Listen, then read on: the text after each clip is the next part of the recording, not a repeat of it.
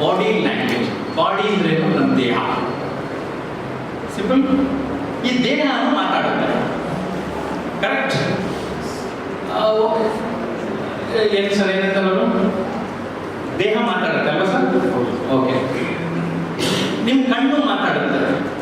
ಅದಕ್ಕೆ ಅಣ್ಣವರು ಕಣ್ಣು ಕಣ್ಣು ಕಲೆದಾಗ ಅಂತ ಹಾಡಿದ್ರು. ಇನ್ನು ಕೆಲವರು ನೋಡಿದ್ದೀನಿ ಕಣ್ಣಲ್ಲೇ ಮಾತಾಡುತ್ತೆ. ಅಲ್ಲಿ ಸನ್ನೆ ಎಲ್ಲ ಕಣ್ಸನ್ನೆ ಕಳ್ಸನ್ನೆ. ಸೊ ಜನ ನಮ್ಮನ್ನೆಲ್ಲ ನೋಡ್ತಾರಾ ಇಲ್ವಾ? ನೋಡ್ತಾರಾ? ಈಗ ನಾನು ಹಿಂಗಿದ್ದೀನಿ, ಹಿಂಗೆ ಮಾತಾಡ್ತಾ ಇದ್ದೆ, ಸುಮ್ಮನೆ ಅನ್ಕೊಂಡೆ. ನನ್ನ ಮಾತು ಕಡೆ ಜಾಸ್ತಿ ಗಮನ ಹೋಗ್ತಾ ಇದೆಯಾ, ಕೈ ಕಡೆ ಹೋಗ್ತಾ ಇದೆಯಾ? ಈ ಬರಿಗೆ ನಮಗಿರ್ಬೇಕು. ನಾವೇನ್ ಮಾಡ್ತೀವಿ, ಹಿಂಗೆ ಅನ್ಕೊಂಡು, ಇನ್ನೇನೋ ಮಾಡ್ಕೊಂಡು, ಇನ್ನೇನೋ ಹಿಂಗೆ ಅನ್ಕೊಂಡು, ಪೇಜ್ ಮೇಲೆ ಅರ್ಥ ಆಗ್ತಾ ಇದೆಯಾ? ಆಂಗಿಕ ಭಾಷೆ ನಾನು ಪ್ರಾಕ್ಟಿಕಲ್ ಆಗಿ ತೋರಿಸ್ತಾ ಇದ್ದೀನಿ.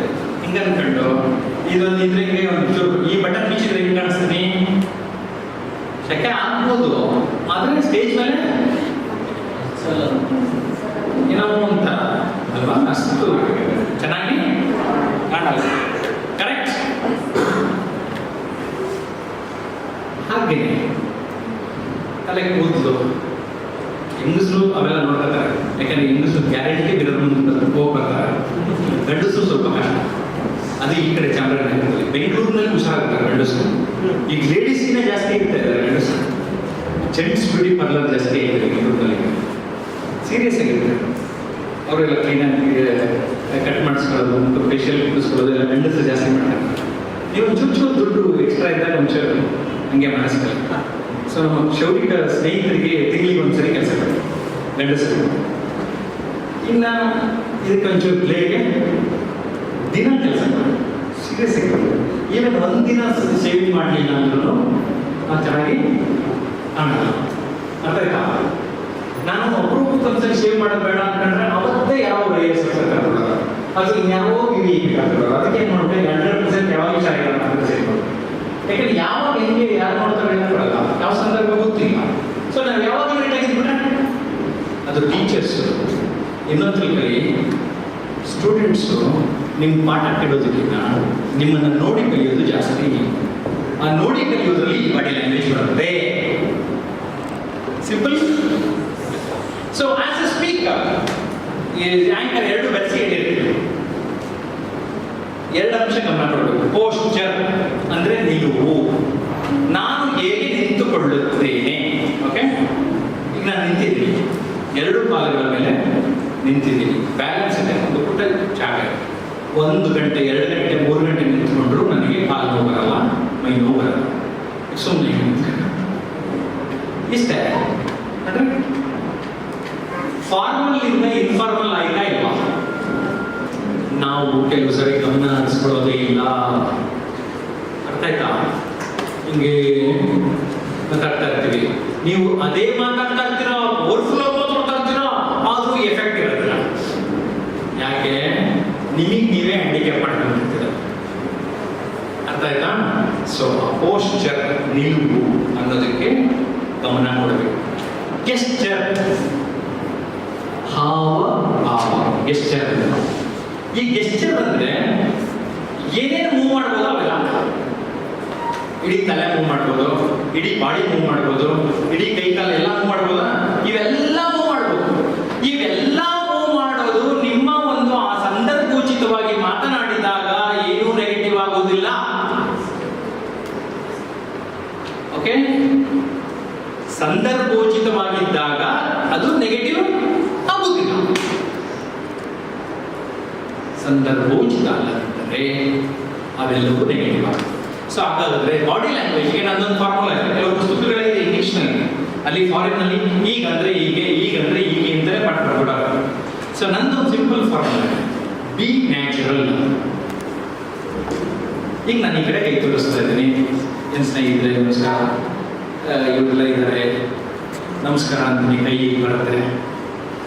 ಅದು ಯಾವುದೋ ಒಂದು ಪವರ್ಫುಲ್ ಆಗಿ ಈಗಾಗಲೇ ಬೇಕು. ಸ್ನೇಹಿತರೆ, ನನ್ನ ಧ್ವನಿಯ ಜೊತೆಗೆ ನನ್ನ ಬಾಡಿ ಲ್ಯಾಂಗ್ವೇಜ್ ಸೇರ್ಕೊಂಡಾಗ ನಮ್ಮ ದೇಶದಲ್ಲಿ ಏನಾಗಿದೆ?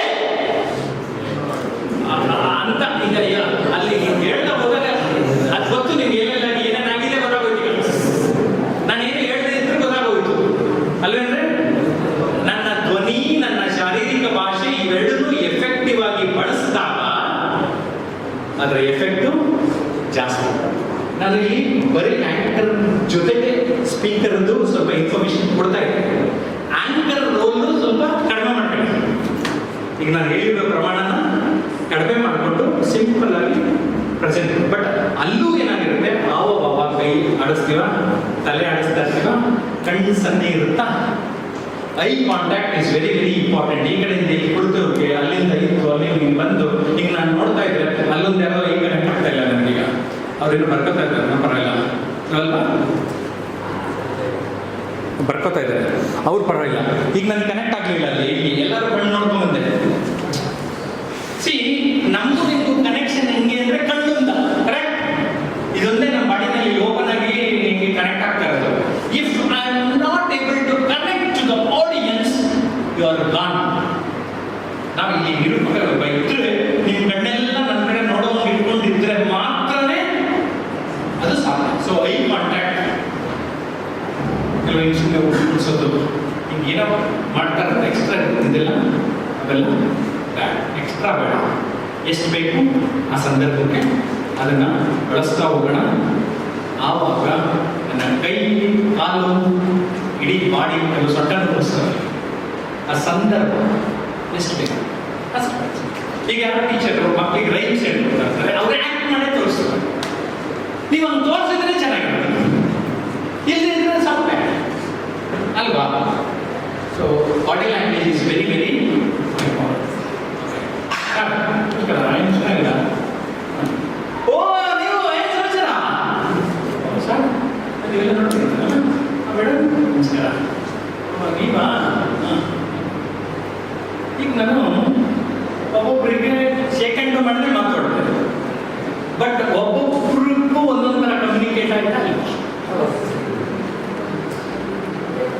ಇದನ್ನು ನಿಮ್ಗೆ ಅರ್ಥ ಮಾಡಿಸಿರ್ತೀನಿ.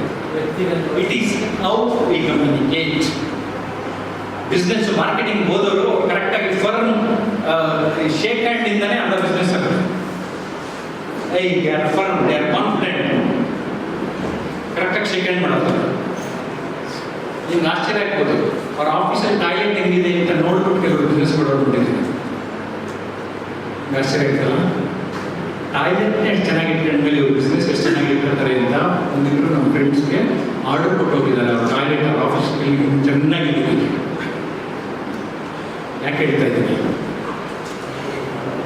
ಸ್ನೇಹಿತರೆ, ನಮ್ಮ ಫಿಸಿಕಲ್ ಪರ್ಸನಾಲಿಟಿ ದಿನ ಚೆನ್ನಾಗಿರಬೇಕು ಅಂತ ಸ್ನಾನ ಮಾಡ್ತೀವಿ, ಹೌದಾ? ಮೆದುಳಿಗೆ ಸ್ನಾನ ಮಾಡೋದು ಮೆಡಿಟೇಷನ್. ಓಕೆ, ನಮ್ಮ ಮೆದುಳಿನ ಸ್ನಾನ ಯಾವುದು ಅಂದರೆ ಧ್ಯಾನ. ನಮ್ಮ ಈ ಫಿಸಿಕಲಿ ಚೆನ್ನಾಗಿರೋದಕ್ಕೆ ನಾನು ಕ್ಲೀನಾಗಿ ಇರಬೇಕು, ನೀಟಾಗಿ ಡ್ರೆಸ್ಸು ಆಗಬೇಕು. Appearance makes the difference. ನಿಮ್ಮ ಅಪಿಯರೆನ್ಸ್ನ ನೀವಿರುವುದಕ್ಕಿಂತ ಚೆನ್ನಾಗಿ ಕಾಣಲು ಪ್ರಯತ್ನ ಸಿಂಪಲ್. ಅದು through proper costumes, through proper colour. ಆ ಕಲರ್ ನಮ್ಗೆ ಕೆಲವೊಂದ್ಸರಿ ಕೆಲವೊಬ್ಬರಿಗೆ ಒಂದೊಂದು ಕಲರ್ ಚೆನ್ನಾಗಿ ಸೂಟ್ ಆಗುತ್ತೆ. ಚೆಕ್ ಮಾಡಿ, ನಿಮ್ಮನ್ನು ನೆಕ್ಸ್ಟ್ ಲೆವೆಲ್ಗೆ ತಗೊಂಡೋಗುತ್ತೆ. ಈ ಅಪಿಯರೆನ್ಸ್ ಕೂಡ ಬಾಡಿ ಲ್ಯಾಂಗ್ವೇಜ್. ಯಾಕೆ ಬಾಡಿಗೆ ತಾನೇ ನಾವು ಬಟ್ಟೆ ಹಾಕೊಂಡಿರೋದು, ಸಿಕ್ಕಾಕೊಂಡಿರೋದು. ನಮ್ಮ ಬಾಡಿ ಚೆನ್ನಾಗಿ ಕಾಣಬೇಕಲ್ಲ. ಅದ್ರ ಜೊತೆಗೆ ನೀವು ಸ್ವಲ್ಪ ಒಂದು 20 ನಿಮಿಷ ಮಿನಿಮಮ್ ಡೈಲಿ ಏನೋ ಒಂದು ಎಕ್ಸಸೈಸ್ ಮಾಡ್ತಾ ಇದ್ರೆ ನಿಮ್ಮ ಬಾಡಿ ಫ್ಲೆಕ್ಸಿಬಲ್ ಆಗಿರುತ್ತೆ. ಇಲ್ಲದೆ ಇದ್ರೆ ರಿಜಿಡ್ ಆಗಿರ್ತದೆ. ಹಿಂಗಿಂಗ್ ಮೂವ್ ಆಗ್ತೀರಾ, ಹಿಂಗಿಂಗ್ ಬರ್ತಾಗ್ತೀರಾ, ನೀರು ರೋಬೋಟ್ ಥರ ಇರ್ತೀರಾ. ಓಕೆ, ನಿಮ್ಮ ಬಾಡಿ ಎಲ್ಲ ಕಡೆ ಫ್ರೀ ಇದ್ರೆ ಸೇರಿದ್ರೆ ಎಷ್ಟು ಆರಾಮಾಗಿ ಓಡಾಡ್ಕೊಂಡು ಮಾತಾಡ್ಕೊಂಡು ವಾವ್ ಗ್ರೇಟ್ ಅಂತ ಅನ್ಕೊಂಡು ಎಷ್ಟು ಫ್ರೀಯಾಗಿ ಓಡಾಡ್ಕೊಂಡಿದ್ರೆ ಇಡೀ ಕ್ಲಾಸ್ನಲ್ಲಿ ಯಾರು ನಿದ್ದೆ ಮಾಡ್ತಾರೆ ಟಕ್ ಅಂತ ಹಿಂಗೆ ಅಲ್ಲ. So free. ಸಿ ನಾನು ಆಕ್ಚುಲಿ ಟ್ರೈನಿಂಗ್ ಪ್ರೋಗ್ರಾಮ್ ಅಂತ ಮಾಡಿದಾಗ ನಾನು ಫುಲ್ ಕಂಪ್ಲೀಟ್ ಇನ್ವಾಲ್ವ್ ಆಗಿರ್ತೀನಿ. I take the control. ಈಗ ಇಬ್ಬರು ಅಲ್ಲೇನೋ ಅಂತ ಇದ್ದಾರೆ, ನೋಡಿ ಸರ್ ಹೆಂಗಿದ್ದೀರಾ, ನೋಡಿ ಇಬ್ಬರು ಸ್ಮೈಲ್ ಚೆನ್ನಾಗಿದೆ, ಆದರೆ ಈ ಸಂದರ್ಭಕ್ಕೆ ಸರಿ ಅಲ್ವೇ? ಓಕೆ, ಈಗ ನೋಡ್ಕೊಳ್ಳಿ, ಸ್ಮೈಲ್ ಅಂತ ಬಂದಾಗ ನಾನು ಸ್ಮೈಲ್ ಬಗ್ಗೆನೇ ಒಂದು 2 ನಿಮಿಷದ ವಿಡಿಯೋ ಮಾಡಿದ್ದೀನಿ, ಇಂಗ್ಲೀಷ್ ಚಾನಲ್ ಹಾಕಿದ್ದೀನಿ, ನೋಡಿದ್ದೀನಿ. Man without smile should not open A shop ಅಂತ ಹೇಳಿದ್ದೀನಿ. ಚೀನಿ ಗಾದೆ ಅದು. A man without smile should not open A shop. ಅವನ ಮುಖದಲ್ಲಿ ಮುಖದಲ್ಲಿ ಇಲ್ಲ ಅಂದ್ರೆ ನನ್ನ ಮಗ ಅಂಗಡಿ ತರ ಯೋಗ್ಯ ಇಲ್ಲ. ಬಿಸ್ನೆಸ್ ನಾನು ಅಂಗಡಿಯವ್ರಿಗೆ ಹೇಳಿದೆ, ನೀವು ಟೀಚರ್ಸು, ನೀವು ನಿಮ್ಮನ್ನೇ ಸೇಲ್ ಮಾಡ್ಕೊತಾ ಇದ್ದೀರಾ, ನಿಮ್ಮನ್ನು ನೋಡ್ಕೊಂಡೇ ಪಾಠ ಕೇಳ್ಕೊತಾರೆ, ನಿಮ್ಮ ಮುಖ ಎರಡನೇ ಕೊಡ್ದೋಗಿದ್ರೆ ಓಕೆ. ಸೊ ಅದಕ್ಕೆ ಮುಖ ಮ್ಯಾನುಫ್ಯಾಕ್ಚರಿಂಗ್ ಹಿಂಗಾರು ಇರಲಿ, ಅರ್ಥ ಆಯ್ತಾ? ಅದನ್ನ ಒಂಚೂರು ಸ್ಮೈಲ್ ಶೇಕ್ ಆಗಲಿ ಮುಖದಲ್ಲಿ, ಅಲ್ಲಿರೋದು ಗೊತ್ತಾಗಲಿ ಎಲ್ಲರಿಗೂ, ಹಿಂಗೊಂದು ಸ್ವಲ್ಪ ಹಿಂಗೆ ಸ್ಮೈಲ್. ಓಕೆ ನೋಡಿ, ಇದು ಹೇಳ್ತಾ ನನ್ನ ಇಮೇಲ್ ಐ ಡಿ smilingJP@gmail.com. ನಾನು 15 ವರ್ಷದಿಂದ ಅದೇ ಇಟ್ಟಿದ್ದೀನಿ. ಇವೆಲ್ಲ ನೋಡಿದ್ರು ಕೇಳಿದ್ರು ಇದಾಗ್ತಿದ್ರೆ ನನಗೆ ಏನಾದ್ರು ಇಮೇಲ್ ಮಾಡಬೇಕು ಅಂದ್ರೆ ಬರ್ಕೊಂಡಿರ್ತಾರೆ smilingJP@gmail.com. ಸೊ ಸ್ಮೈಲಿಂಗ್ ಮಾತ್ರ ಹೇಳೋಣ ಅಂದ್ಬಿಟ್ಟು ಆ ಇಮೇಲಿಗೆ ಇಟ್ಟಿದ್ದೀನಿ ನಾನು.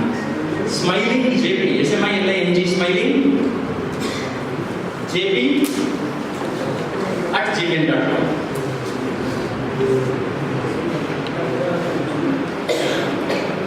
ಫಿಸಿಕಲ್ ಫಿಟ್ನೆಸ್ ಇಂಪಾರ್ಟೆನ್ಸ್ ಬಗ್ಗೆ ಒಂದು ವಿಡಿಯೋ ಮಾಡಿ ಹಾಕಿದ್ದೀನಿ, ಆ ಇಂಗ್ಲೀಷ್ ಚಾನಲಲ್ಲಿ ಇದೆ ನೋಡಿ. ಟ್ರಾನ್ಸ್ಫಾರ್ಮೇಷನ್ ಟಿಪ್ಸ್ ಅಂತ ಇದೆ ಇಂಗ್ಲೀಷ್ ಚಾನಲಲ್ಲಿ. ಓಕೆ, ಸೊ ಇದಿಷ್ಟು body language, content, knowledge, language, body language. ಓಕೆನಾ? ಈಗ ಮಧ್ಯಾಹ್ನ ಪ್ರೆಸೆಂಟ್ ನಾನು ನೋಡೋಣ ಯಾರು ಆ್ಯಕ್ಟಿವಿಟಿ ಕೊಡೋಣ ಅಂತ. ಇವು ಇಷ್ಟೊಂದು ಗಮನ ಹರಿಸ್ಕೊಳ್ಳಿ ಅಂತ ಹೇಳಕ್ಕೆ ಪ್ರಯತ್ನ. ಇನ್ನೊಂದು ಮುಖ್ಯವಾಗಿರುವಂಥದ್ದು ಧ್ವನಿ, ವಾಯ್ಸ್. ನಾನು ಒಂದು ಪುಸ್ತಕ ಬರೀಬೇಕಾದ್ರೆ ಒಂದು ಜುಟ್ಟ ಬರ್ತದೆ, ದನಿ ನೀ ನುಡಿಯ ದಣಿ ಅಂತ. ಹಿಂಗಿದೆ ನಂದೇ ದನಿ ನೀ ನುಡಿಯ ದಣಿ. Hey voice, you are the boss of speech. ಸ್ಪೀಚ್ನ ಬಾಸ್ ಯಾವುದು ಅಂದರೆ ವಾಯ್ಸ್. ನಿಮ್ಮ ವಾಯ್ಸು ಸರಿಯಾಗಿ ನೀವು ರೂಢಿಸ್ಕೊಳ್ಳಿಲ್ಲ ಅಂತಂದರೆ ಅದು ಯಾವುದೇ ಸೌಂಡ್ ಸಿಸ್ಟಮ್ ಇರ್ಬೋದು, ಅದು ಎಫೆಕ್ಟ್ ಬೀರದೇ ಇರಬಹುದು.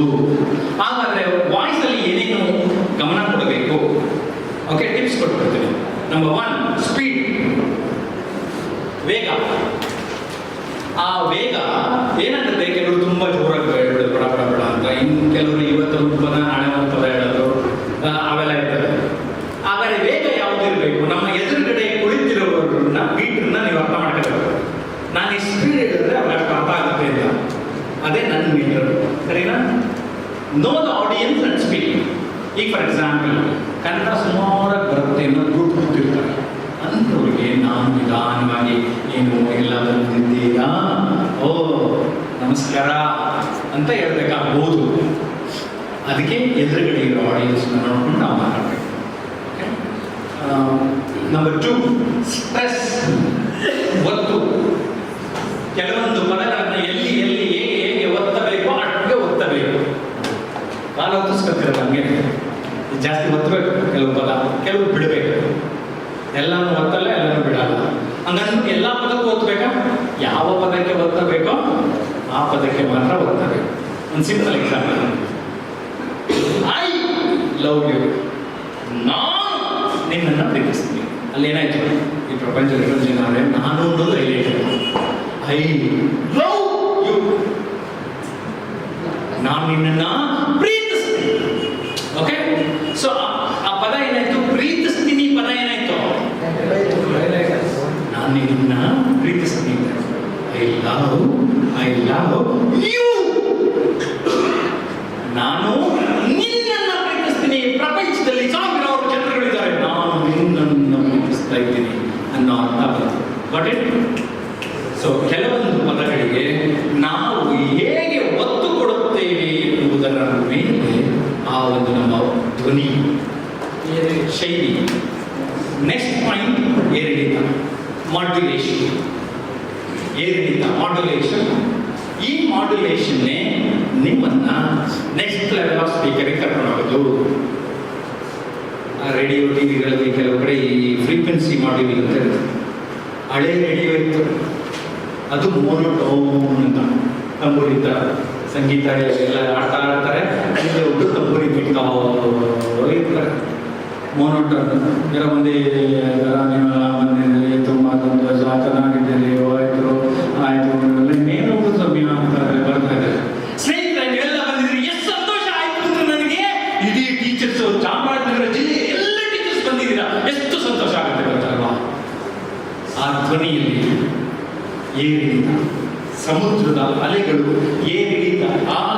ನಾನು ಧ್ವನಿಯನ್ನು ತೊಡಗಿಸಿದ್ದೆ ಆದಲ್ಲಿ I go to the next. So that voice modulation ಒಂದೇ ಸರಿಗೆ ಬರಲ್ಲ, ನಿರಂತರವಾಗಿ ಪ್ರಯತ್ನ ಮಾಡಿ ಯಾವ ಸಂದರ್ಭಕ್ಕೆ ಹೇಗೆ ನಾನು ನನ್ನ ವಾಕ್ಯಗಳ ರಚನೆ ಅದಕ್ಕೆ ತಕ್ಕ ಹಾಗೆ. ಈಗ ನೀವು FM ರೇಡಿಯೋ ಕೇಳ್ತೀರ, ಹಳೆ ರೇಡಿಯೋನು ಕೇಳ್ತೀರ. FM ರೇಡಿಯೋ ಇಷ್ಟ ಆಗೋದಕ್ಕೆ ಕಾರಣ FM ರೇಡಿಯೋ ಫ್ರೀಕ್ವೆನ್ಸಿ ಮಾಡ್ಯೂಲ್ ಏರಿಳಿತಾ ಇದೆ, stereophonic effect. Similar way this effect ನಿಮ್ಮ ಸ್ಪೀಚಲ್ಲೂ ಇದೆ. ಇದನ್ನು ಯಾವಾಗ ನೀವು ಅರ್ಥ ಮಾಡ್ಕೊಳ್ತೀರಿ, you are going to be the top speaker. Next point, wisely. Pronunciation, ucharane.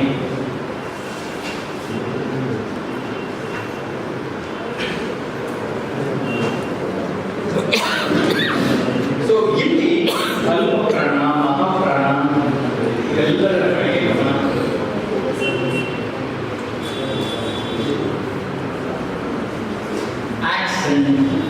ಇವೆಲ್ಲ ಏನಾಗ್ತದೆ, ಅದನ್ನ ಈಗ ಫಾರ್ ಎಕ್ಸಾಂಪಲ್ ಇಂಗ್ಲಿಷ್ ಭಾಷೆನಲ್ಲಿ ಅಮೇರಿಕನ್ ಆಕ್ಸೆಂಟೇ ಬೇರೆ ಇದೆ, UK ಆಕ್ಸೆಂಟ್ ಬೇರೆ ಇದೆ, ಆಸ್ಟ್ರೇಲಿಯನ್ ಆಕ್ಸೆಂಟೇ ಬೇರೆ ಇದೆ.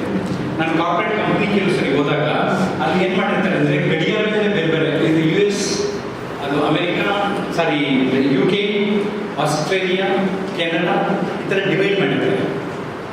ಏನು ಗೊತ್ತಾ, ಅಲ್ಲಿ ಕಾಲ್ ಸೆಂಟ್ರಲ್ಲಿ ಮಾತಾಡೋರಿಗೆ ಅಮೆರಿಕಾದವ್ರ ಥರ ಮಾತಾಡ್ತಾ ಇರ್ತಾರೆ, ಅಲ್ಲಿ UK ಥರ ಮಾತಾಡ್ತಾ ಇರ್ತಾರೆ. ಯಾಕೆ ಅದೇ ಇಂಗ್ಲೀಷೇ, ಆದರೆ ಅಲ್ಲಿ ಅಮೆರಿಕಾದವ್ರಿಗೆ ಏನು ಅನ್ಸುತ್ತೆ ಅಂದರೆ ಅಮೆರಿಕಾದಲ್ಲೇ ಮಾತಾಡ್ತಾ ಇದ್ದೀನಿ ನಾವು ಅಂತ ಅನ್ಸುತ್ತೆ, ಅವ್ರಲ್ಲಿ ಬೆಂಗಳೂರಲ್ಲಿ ಮಾತಾಡ್ತಾರೆ. ಅರ್ಥ ಆಯ್ತಲ್ಲ ಇದು? ಸೊ ಸಾಫ್ಟ್ವೇರ್ ಇಂಡಸ್ಟ್ರಿ ನಡೀತಾ ಇರೋದು, ಕಾಲ್ ಸೆಂಟರ್ ನಡೀತಾ ಇರೋದು ಈ ಆಧಾರದ. ಈ ಇಂಗ್ಲೀಷು ಆಕ್ಸೆಂಟು ಕಲಿತಾ SSLC ಓದೋರಿಗೆ ಸ್ಟಾರ್ಟಿಂಗ್ ಸ್ಯಾಲರಿ 25,000. ಅರ್ಥ ಆಯ್ತಾ? Just English accent. ಸೊ ಅರ್ಥ ಮಾಡ್ಕೊಳ್ಳಿ, ಭಾಷೆ ಹೇಗೆ ಕೆಲಸನೂ ತಂದುಕೊಡುತ್ತೆ, ಹೇಗೆ ನಮ್ಮ ಹಣನೂ ತಂದುಕೊಡುತ್ತೆ ಅನ್ನೋದು ನಿಮಗೆ ಇನ್ನೂ ಬೇಜಾರಾಗುತ್ತೆ. ಈಗ ಗಾರ್ಮೆಂಟ್ಸಲ್ಲಿ 6,000ದಿಂದ 10,000ಕ್ಕೆ ಲಕ್ಷಾಂತರ ಮಹಿಳೆಯರು ಕೆಲಸ ಮಾಡ್ತಾರೆ. ಯಾಕೆ? ಆ skill set higher grade, upper grade skill set ಇಲ್ಲದೆ ಇದೆ. ನಾನು ಸ್ಕಿಲ್ಸ್ ಬಗ್ಗೆ ಬೇಕಂತ ಎಂಫಸೈಸ್ ಮಾಡ್ತಾ ಇದ್ದೀನಿ. ಅವ್ರಿಗೆ ಸಣ್ಣ ಸ್ಕಿಲ್ ಇದೆ, ಕತ್ರಿ ಹಿಂಗೆ ಕಟ್ ಮಾಡು ಅಷ್ಟೇ ಹೇಳ್ಕೊಟ್ಟಿರ್ತಾರೆ, ಅದು ಬಿಟ್ಟು ಇನ್ನೇನು ಬರೋದಿಲ್ಲ. ಅಲ್ಲೂ ಪೂರ್ತಿ ಬಟ್ಟೆ ಕೊಟ್ಟಿರಲ್ಲ.